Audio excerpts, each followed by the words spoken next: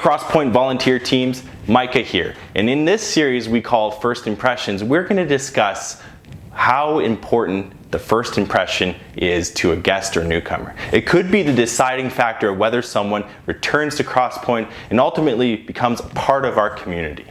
Now, I'm going to start with a list of do's and don'ts when it comes to engaging with guests and newcomers. Number 1, do smile. Always. It makes you seem welcoming and available to guests. Number 2, do be at your post 30 minutes in advance at least. So that way you're not just scrambling to get things up and running, but you're available and expecting guests. It makes a difference and people can tell. Now, number 3, do look available to help. That means no drinking or eating or chatting with someone else on your team. Be available to guests and newcomers. Now, number 4, do be excited to serve God and show it.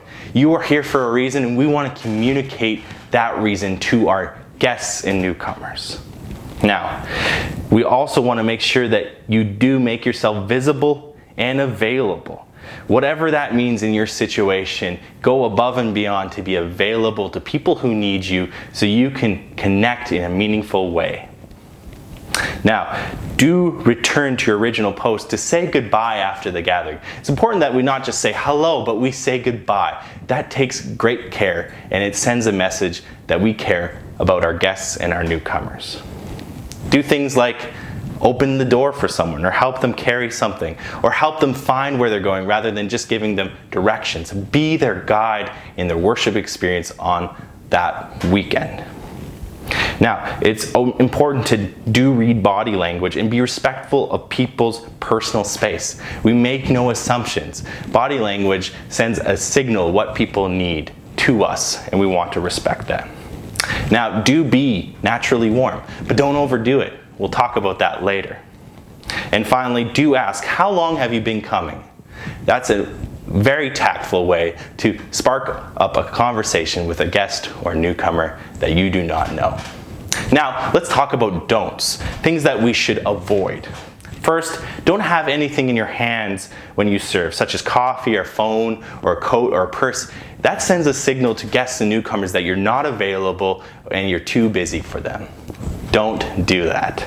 Number 2, don't lean on furniture or rails. That also sends a message that you are not ready for someone who may need you for a particular task or a question they may want to ask. And don't frown. Like smiling is so important, not frowning is important. A frown sends a million messages about being unavailable to guests and newcomers. Now, here's an important one. Don't do the bare minimum. We want to go above and beyond for our guests and newcomers. That sends a very important message to them. Also, don't presume that a stranger will welcome a hug. Not everyone likes hugging just like we do. And also, don't overdo that greeting. A simple hi, how are you will do it. And we don't want to get in the way of someone who's in a rush if they are going to something they need to be at and they're already anxious or whatnot. Now, don't say, is this your first time here? Rather, like we did say before, do say, how long have you been coming to Crosspoint? There's an important difference there, and we're making no assumptions. Someone may have been coming for a long time when we just haven't met them yet. Now, second last, don't just stand there.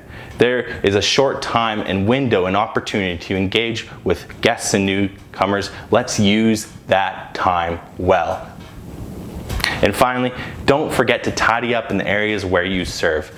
A tidy space sends a message to our guests, and we want the message to be, we want you here. You are welcome here. This is a safe place, and we care about every area of our ministry.